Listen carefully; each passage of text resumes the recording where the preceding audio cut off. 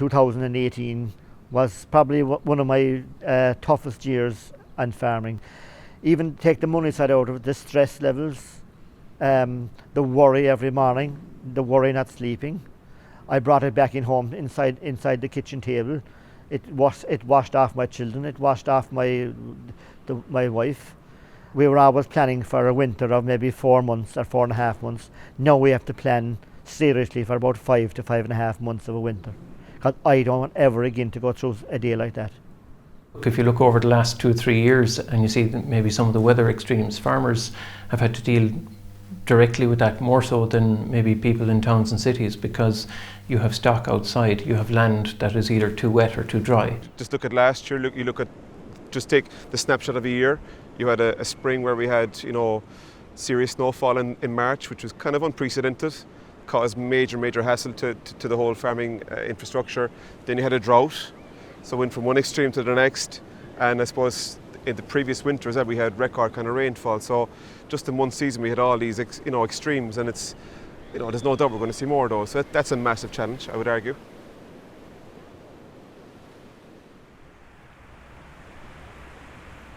All along the edge there was a fence there before. Back in 2013, 2014, during the storms, the sea came in there. So like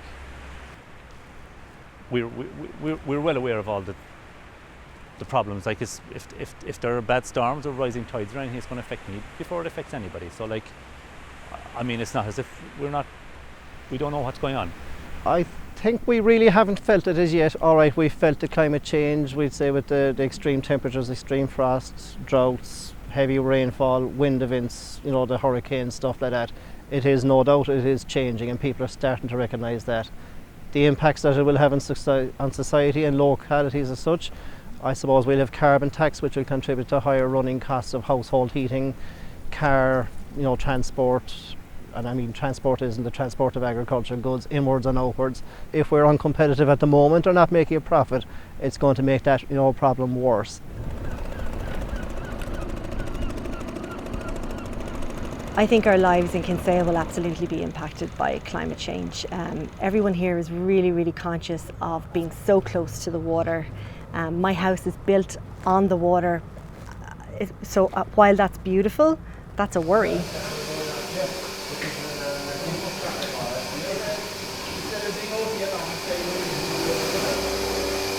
Climate change is the biggest thing facing farming at the moment. It is real, it's there. I think most farmers, 99.9% of the farmers, they will move with change. They would acknowledge that changes have to happen. And I think it's something that the government are going to have to assist us with. We all know we need to change the way we farm. Every farmer I talk to and know locally feels that too. And in a strange kind of turn of events, as farmers we've been backed into a corner where we're kind of blamed for climate change. And I just think I've never met a farmer who got up in the morning and said, today I'd like to go and ruin the environment.